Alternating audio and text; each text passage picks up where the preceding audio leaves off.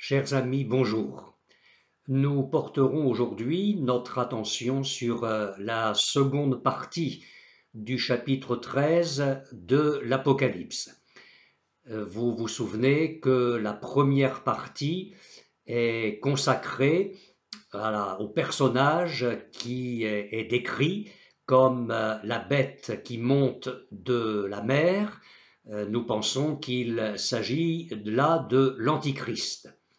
La seconde partie du chapitre 13 de l'Apocalypse nous parle d'un autre personnage appelé la bête qui monte de la terre. Cette partie de chapitre décrit la personne qui se cache derrière cette bête qui monte de la terre, et ce chapitre nous parle également des œuvres, des actions planétaires de ce personnage. Alors, qui est-il? Avant de répondre à cette question, nous allons lire dans le chapitre 13 de l'Apocalypse, à partir du verset 11 jusqu'au verset 17.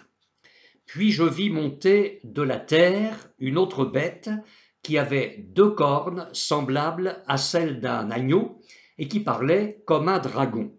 C'est ce que l'apôtre Jean révèle ici.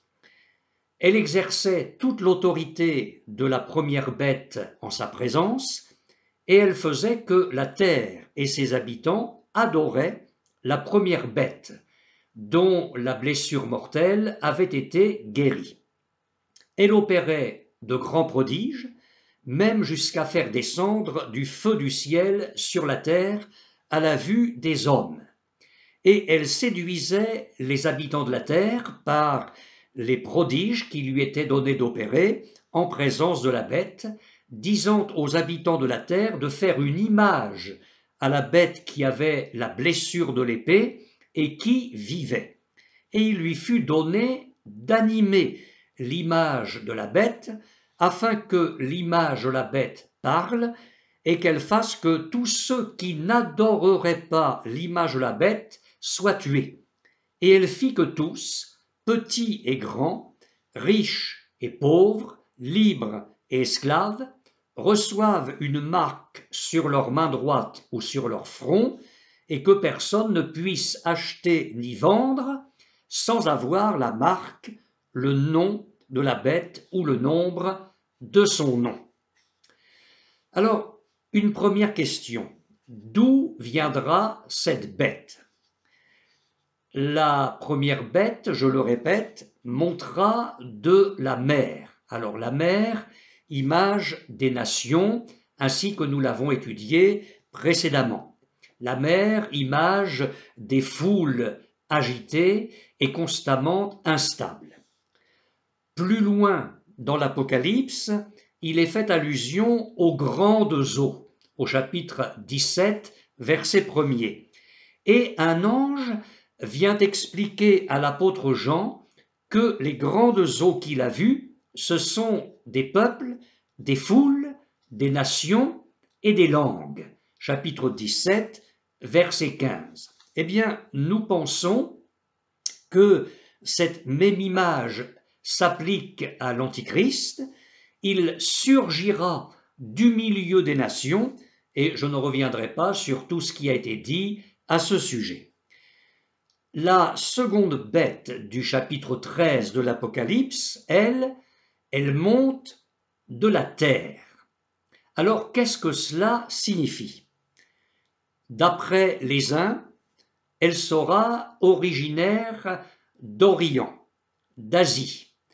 C'est de l'Orient que provenaient les magiciens et les propagateurs de religions et de superstitions qui ont envahi Rome et l'Empire à l'époque impériale. D'après d'autres commentateurs, par opposition à la mer d'où sera issu l'Antichrist, la terre désigne plutôt un état de choses stable, tel que le représentaient les peuples domptés et disciplinés par Rome. Mais considérons un fait important. Souvent, les écrivains sacrés, les auteurs de livres de l'Ancien Testament, appellent leur pays la terre. Cette appellation est très fréquente dans les prophéties. Par exemple, parlant de la restauration d'Israël et de la venue de son salut, Ésaïe déclare, je le cite, « Pour l'amour de Sion, je ne me tairai point. Pour l'amour de Jérusalem, je ne prendrai point de repos jusqu'à ce que son salut paraisse comme l'aurore et sa délivrance comme un flambeau qui s'allume. Alors les nations verront ton salut et tous les rois ta gloire, et l'on t'appellera d'un nom nouveau que la bouche de l'Éternel déterminera. » Écoutez bien, on ne te nommera plus délaissé et on ne nommera plus ta terre désolation, mais on t'appellera mon plaisir en elle, et l'on appellera ta terre épouse, car l'Éternel met son plaisir en toi, et ta terre aura un époux. Chapitre 62 du livre d'Ésaïe, verset 4. Alors vous remarquez la distinction dans la prophétie entre les nations et Israël et sa terre. La mention ta terre apparaît plusieurs fois dans le passage de l'Écriture que je viens de vous lire. Nous retrouvons cette même distinction dans le message du prophète Ézéchiel. L'on dira, cette terre dévastée est devenue comme un jardin d'Éden, et ces villes ruinées, désertes et abattues sont fortifiées et habitées. Et les nations qui resteront autour de vous sauront que moi, l'Éternel, j'ai rebâti ce qui était abattu et planté ce qui était dévasté. Moi, l'Éternel, j'ai parlé et j'agirai. Chapitre 36 du livre d'Ézéchiel, les versets 35 et 36. Le territoire d'Israël n'est-il pas appelé la terre par excellence? Ne parle-t-on pas d'ailleurs de la terre promise? N'a-t-elle pas été donnée en possession perpétuelle au peuple d'Israël? N'est-ce pas elle que les pieds du Seigneur ont foulée et sur laquelle notre salut est devenu une réalité? Ne pouvons-nous pas raisonnablement penser que la seconde bête, vue par Jean comme montant de la terre, indique qu'elle se manifestera sur le territoire d'Israël? Soulignons encore le fait que, selon les Saintes Écritures, Israël est différent des autres peuples. Dieu l'a dès l'origine mis à part et séparé des autres ethnies. Balaam disait en son temps, « Je le vois du sommet des rochers, je le contemple du haut des collines, c'est un peuple qui a sa demeure à part et qui ne fait point partie des nations. » Livre des Nombres, chapitre 23, verset 9. Dans sa bénédiction prophétique sur les enfants d'Israël, Moïse dit ceci, « Israël est en sécurité dans sa demeure. La source de Jacob est à part, dans un pays de blé et de moût, et son ciel distille la rosée. » Livre du Deutéronome, chapitre 33, verset 28. La source de Jacob est à part.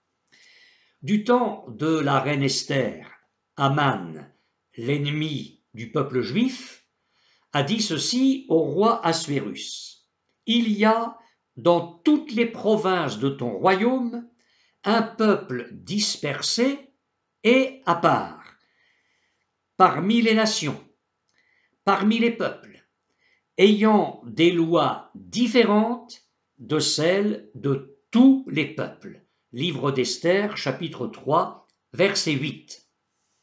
Aussi, certains ont-ils établi une analogie entre l'acte divin qui a fait surgir en quelque sorte Israël d'entre les nations et celui qui, au troisième jour créateur, a fait émerger la terre d'entre les océans.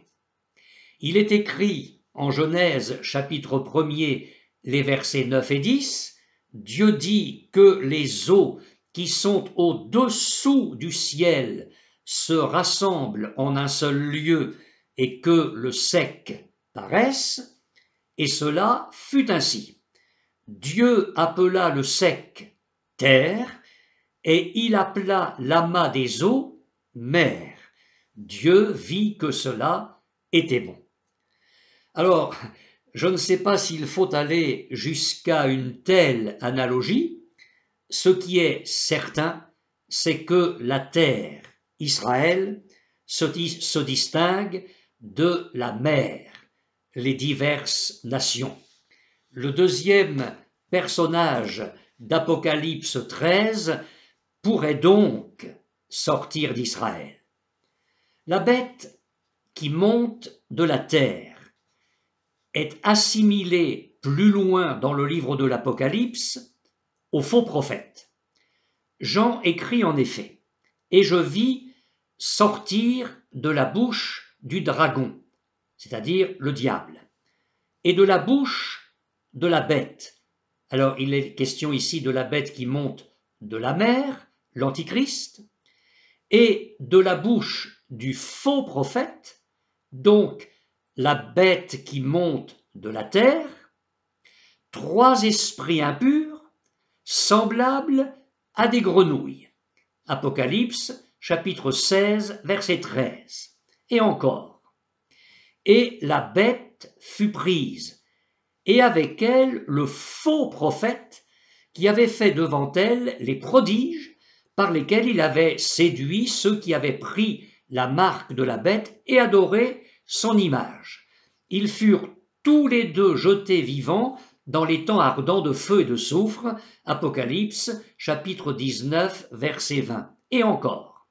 Et le diable qui les séduisait fut jeté dans les temps de feu et de soufre, où sont la bête et le faux prophète, et ils seront tourmentés jour et nuit au siècle des siècles. Apocalypse, chapitre 20, verset 10. La parole de Dieu fait donc clairement allusion au faux prophète des temps de la fin qui séduira les habitants de la terre lorsqu'elle parle de la bête qui monte de la terre. Or, dans l'Écriture, l'expression faux prophète fait référence à l'histoire d'Israël. Il est vrai que la présence des faux docteurs a de tout temps affligé l'Église de Jésus-Christ. Paul écrit en effet « L'Esprit, c'est-à-dire le Saint-Esprit, dit expressément que dans les derniers temps, quelques-uns abandonneront la foi pour s'attacher à des esprits séducteurs et à des doctrines de démons par l'hypocrisie de faux docteurs portant la marque de la flétrissure dans leur propre conscience. » Première épître à Timothée, chapitre 4, les versets 1 et 2. L'apôtre Pierre écrit « Il y a eu parmi le peuple de faux prophètes, et il y aura de même parmi vous de faux docteurs qui introduiront des sectes pernicieuses et qui, reniant le maître qui les a rachetés, attireront sur eux une ruine soudaine. » Seconde épître de Pierre, chapitre 2, verset 1er. Mais il est tout aussi vrai que les faux prophètes ont abondé en Israël pendant toute la période de l'Ancien Testament. Citons un texte de l'Écriture parmi beaucoup d'autres, un texte très significatif sur cette question. L'Éternel déclare: « Le prophète qui aura l'audace de dire en mon nom une parole que je ne lui ai point commandé de dire, ou qui parlera au nom d'autres dieux, ce prophète-là sera puni de mort. » Peut-être diras-tu dans ton cœur: mais comment connaîtrons-nous la parole que l'Éternel n'aura point dite? Quand ce que dira le prophète n'aura pas lieu et n'arrivera pas, ce sera une parole que l'Éternel n'aura point dite. C'est par audace que le prophète l'aura dite, n'aie pas peur de lui. Livre du Deutéronome, chapitre 18, les versets 20 à 22. Dans le livre du Deutéronome au chapitre 13, les versets 1 à 3, il est écrit ceci: « S'il s'élève du milieu de toi un prophète ou un songeur qui t'annonce un signe ou un prodige, et qu'il y ait accomplissement du signe ou du prodige. » Dans le texte que je vous ai lu précédemment, le prophète parle et il n'y a pas accomplissement du signe. Mais là, le faux prophète parle et il y a accomplissement du signe. Alors Dieu dit: « Et qu'il y ait accomplissement du signe ou du prodige dont il t'a parlé en disant: allons après d'autres dieux, des dieux que tu ne connais point, et servons-les. Tu n'écouteras pas les paroles de ce prophète ou de ce songeur, car c'est l'Éternel votre Dieu qui vous met à l'épreuve pour savoir si vous aimez l'Éternel votre Dieu de tout votre cœur et de toute votre âme. » Livre du Deutéronome, chapitre 13, les 3 premiers versets. Je vous invite, dans votre lecture et dans votre méditation personnelle de la parole de Dieu, à considérer attentivement le chapitre 23 du prophète Jérémie et le chapitre 13 du livre d'Ézéchiel. À l'avenir, Israël va être à nouveau sollicité par des faux prophètes. Il est écrit dans le livre de Zacharie au chapitre 13, les versets 2 à 4, « En ce jour-là, dit l'Éternel des armées, j'exterminerai du pays les noms des idoles, afin qu'on ne s'en souvienne plus. J'ôterai aussi du pays les prophètes et l'esprit d'impureté. Si quelqu'un prophétise encore, entendez par là un faux prophète, bien évidemment, si quelqu'un prophétise encore, son père et sa mère qui l'ont engendré lui diront: tu ne vivras pas, car tu dis des mensonges au nom de l'Éternel. Et son père et sa mère qui l'ont engendré le transperceront quand il prophétisera. En ce jour-là, les prophètes rougiront de leur vision quand ils prophétiseront, et ils ne revêtiront plus un manteau de poil pour mentir. Si la parole de Dieu avertit de la présence de plusieurs antichrists dans l'Église avant son enlèvement, rappelez-vous le texte de la première épître de Jean, chapitre 2, verset 18, « Petits enfants, c'est la dernière heure, et comme vous avez appris qu'un antichrist vient, il y a maintenant plusieurs antichrists, par là nous connaissons que c'est la dernière heure. » Eh bien, de la même manière, Israël verra se manifester en son sein plusieurs faux prophètes à la veille de sa grande restauration nationale. Et comme les divers antichrists préparent le terrain de l'antichrist, eh bien, les faux prophètes juifs des temps de la fin ouvriront la voie aux faux prophètes. Si, en son temps, Jean-Baptiste a attiré les foules à Christ en leur enseignant la vérité, le faux prophète, en tant qu'instrument d'une puissance occulte, d'une puissance satanique, amènera les hommes à croire au mensonge.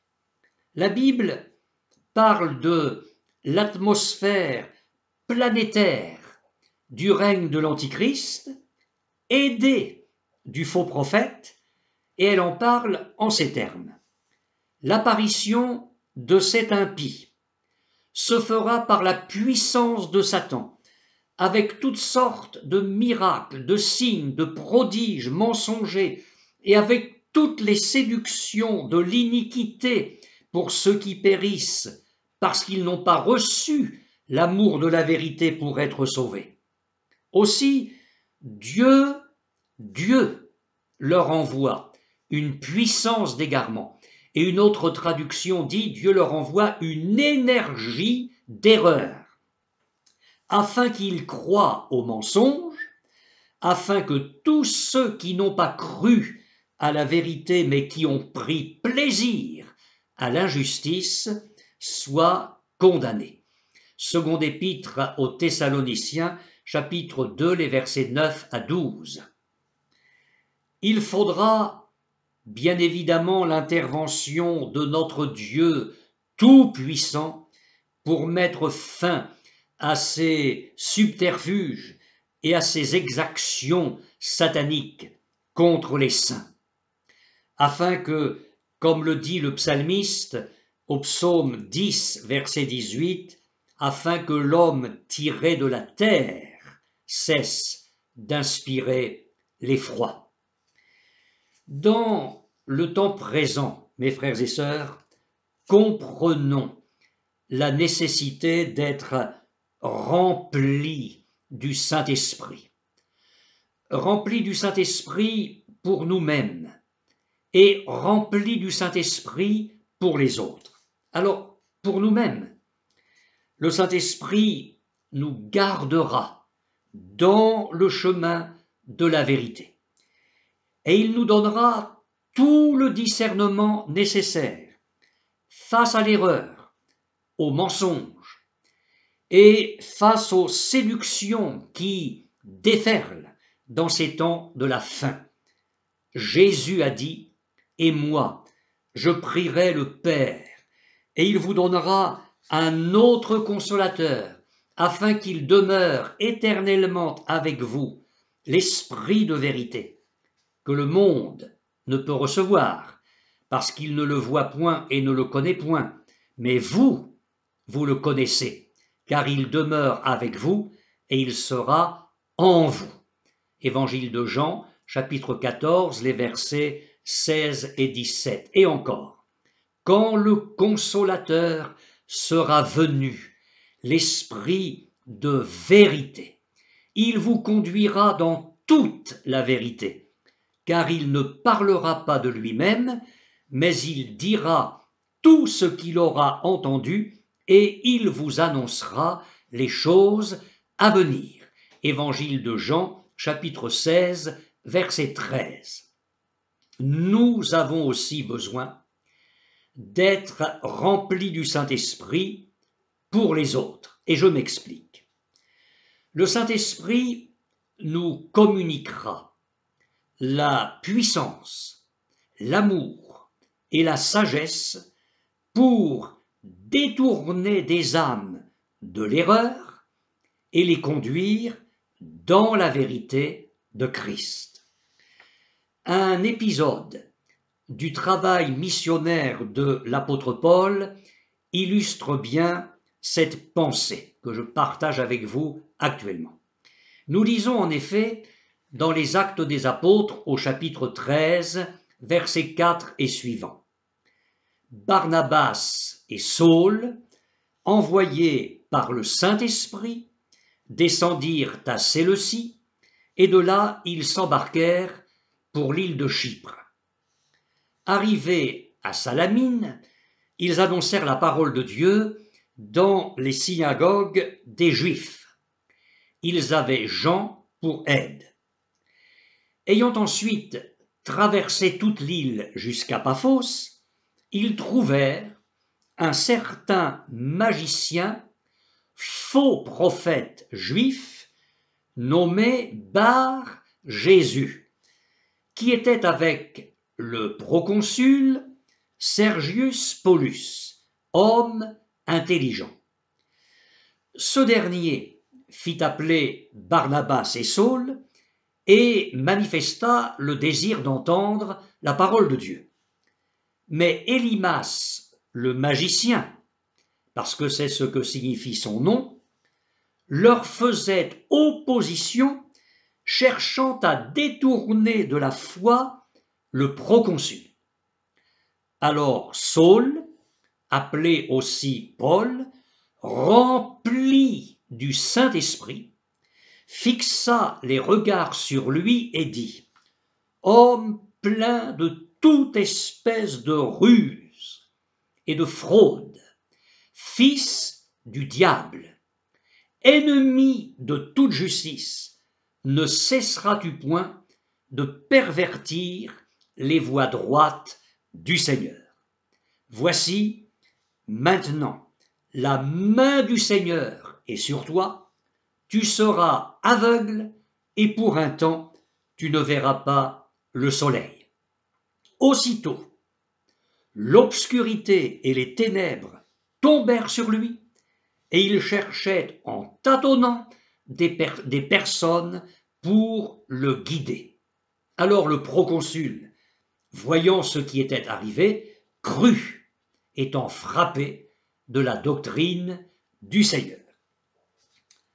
Alors certes, nous ne sommes pas tous des apôtres Paul, je vous le concède, et nous ne serons pas conduits à intervenir comme Paul l'a fait ce jour-là dans l'île de Chypre, en la personne d'Élymas le magicien.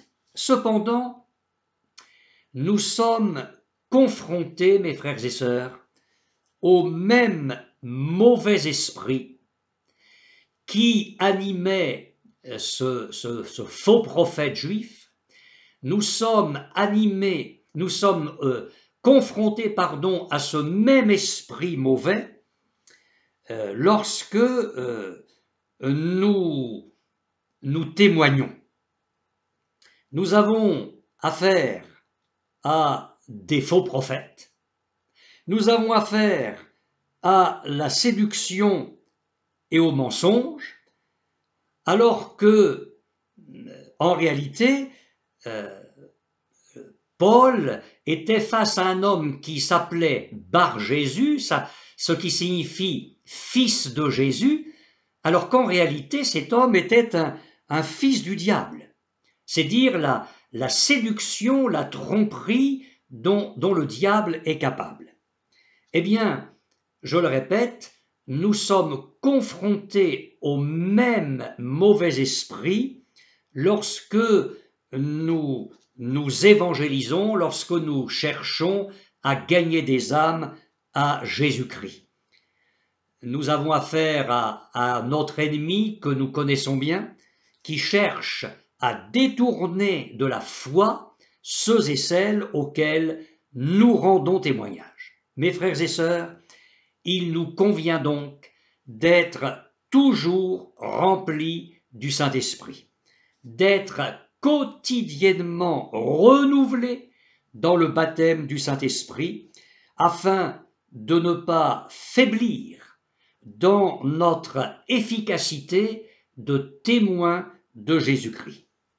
Et je dis, béni soit notre Dieu pour tous les croyants qui ont pu conduire ainsi une multitude d'âmes vers Christ, qui ont pu les détourner de l'erreur et les amener à la vérité qui affranchit et qui rend réellement libres. Après avoir parlé de son origine, considérons maintenant la personne du faux prophète. La parole de Dieu déclare: « Puis je vis monter de la terre une autre bête qui avait 2 cornes, semblables à celles d'un agneau, et qui parlait comme un dragon. » Apocalypse, chapitre 13, verset 11. Nous remarquons que cette deuxième bête n'a pas l'aspect imposant de la première, qui, elle, avait 7 têtes et 10 cornes. Celle-ci n'a que 2 cornes et ressemble ainsi à un agneau.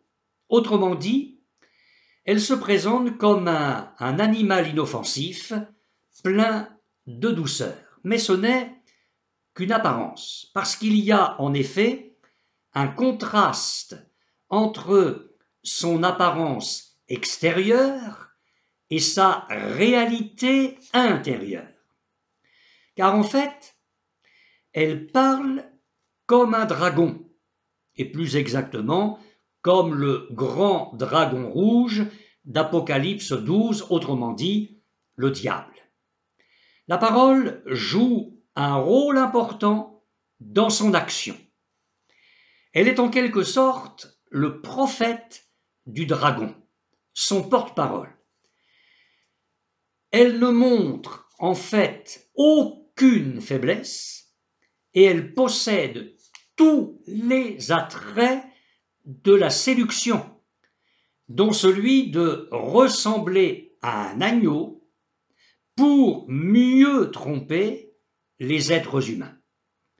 Jésus nous a prévenus: gardez-vous des faux prophètes.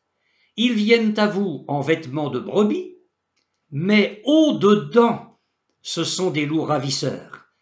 Matthieu chapitre 7, verset 15. Alors, dans l'image employée par le Seigneur Jésus, un loup ravisseur peut donc se couvrir de vêtements de brebis.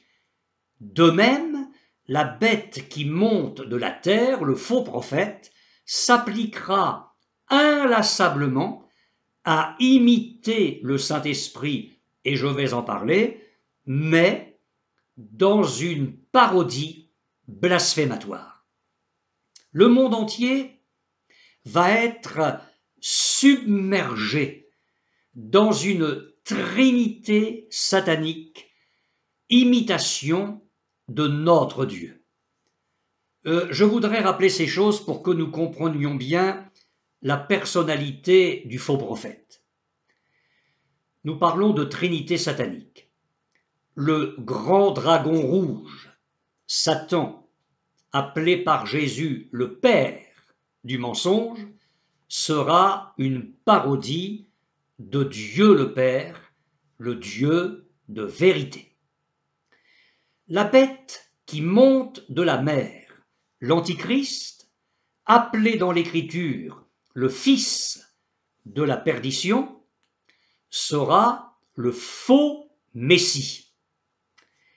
Et la bête qui monte de la terre, le faux prophète, animé de l'esprit de l'erreur, sera la contrefaçon satanique du Saint-Esprit. Nous savons, mes frères et sœurs, que le Saint-Esprit a été envoyé et qu'il agit de la part de Jésus-Christ. Il est son alter ego, un autre lui-même. Luther appelait le Saint-Esprit le lieutenant de Jésus-Christ, dans le sens où il tient lieu de Jésus-Christ. Rappelons-nous les paroles du Seigneur Jésus à ce sujet. « Je vous dis la vérité, il vous est avantageux que je m'en aille, car si je ne m'en vais pas, le Consolateur ne viendra pas vers vous, mais si je m'en vais, je vous l'enverrai. » Jean chapitre 16, verset 7. Le Consolateur, le Saint-Esprit, est le seul habilité à remplacer, permettez-moi de mettre le verbe remplacer entre guillemets, le Saint-Esprit est le seul habilité à remplacer Christ et à accomplir son œuvre. La bête qui monte de la terre prétendra remplir le rôle de consolateur, et là encore je mets le mot entre guillemets. Il sera comme le consolateur en lieu et place du Saint-Esprit. L'Antichrist s'efforcera d'apparaître comme le vrai Christ. Le faux prophète, lui, sera comme une imitation diabolique de l'Esprit de Dieu. Il sera, et nous le verrons plus tard, le bras droit de l'Antichrist. Et il fera sienne, mais dans une toute autre sphère, bien évidemment, il fera sienne les méthodes du Saint-Esprit. Là encore, souvenons-nous des paroles de Jésus. Quand il sera venu, et il parle du Saint-Esprit, il convaincra le monde en ce qui concerne le péché, la justice et le jugement. Évangile de Jean, chapitre 16, les versets 8 et 9. Le faux prophète, lui, convaincra abusivement les hommes en ce qui concerne l'Antichrist. Et il les entraînera dans l'erreur, les persuadant de croire en ce qui ne sera qu'un mensonge diabolique s'étendant à toute l'humanité. Qu'il me soit permis de rappeler ici les avertissements de l'apôtre Jean dans sa première épître. Bien-aimés, n'ajoutez pas foi à tout esprit, mais éprouvez les esprits pour savoir s'ils sont de Dieu. Car plusieurs faux prophètes sont venus dans le monde. Reconnaissez à ceux-ci l'Esprit de Dieu. Tout esprit qui confesse Jésus-Christ venu en chair est de Dieu. Et tout esprit qui ne confesse pas Jésus n'est pas de Dieu. C'est celui de l'Antichrist dont vous avez appris la venue et qui maintenant est déjà dans le monde. Vous, petits enfants, vous êtes de Dieu et vous les avez vaincus parce que celui qui est en vous est plus grand que celui qui est dans le monde. Eux, ils sont du monde. C'est pourquoi ils parlent d'après le monde, et le monde les écoute. Nous sommes de Dieu. Celui qui connaît Dieu nous écoute, celui qui n'est pas de Dieu ne nous écoute pas. Et c'est par là que nous connaissons l'esprit de la vérité et l'esprit de l'erreur. Donc, première épître de Jean, chapitre 4, les 6 premiers versets. Je voudrais encore préciser ceci.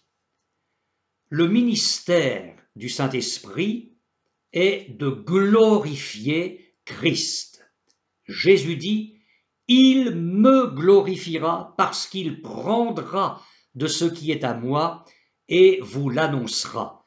Tout ce que le Père a est à moi. C'est pourquoi j'ai dit qu'il prend de ce qui est à moi et qu'il vous l'annoncera. » Jean chapitre 16, les versets 14 et 15. L'œuvre du faux prophète, la bête qui monte de la terre, animée d'un puissant esprit d'erreur venant de Satan, glorifiera l'Antichrist. Il se montrera très ailé et sera le serviteur très efficace de l'Antichrist. À la lumière des Saintes Écritures, nous découvrons donc ici une nouvelle et monstrueuse contrefaçon du rôle effacé du Saint-Esprit, qui ne parle pas de lui-même, mais révèle tout ce qu'il a entendu de Christ pour le glorifier.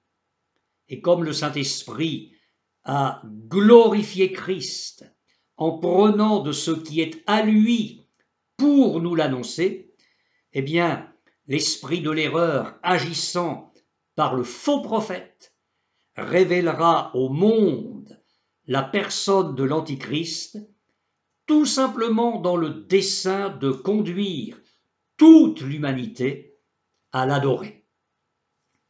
Comme nous comprenons la parole prophétique de Jésus, la nuit vient. Jean chapitre 9, verset 4. Et l'apôtre Paul écrit, la nuit est avancée.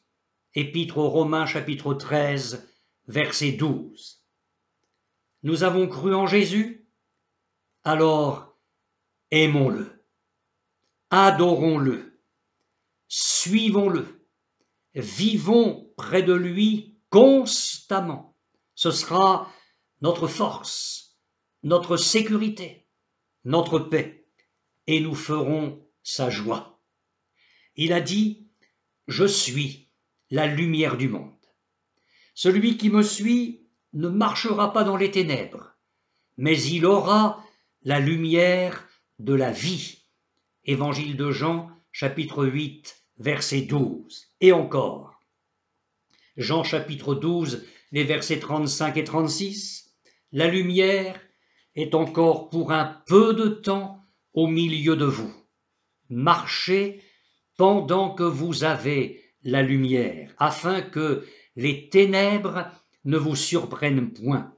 Celui qui marche dans les ténèbres ne sait où il va, parce que les ténèbres ont en quelque sorte, comme le dit Jean ailleurs, les ténèbres ont aveuglé ses yeux. Jésus dit, celui qui marche dans les ténèbres ne sait où il va.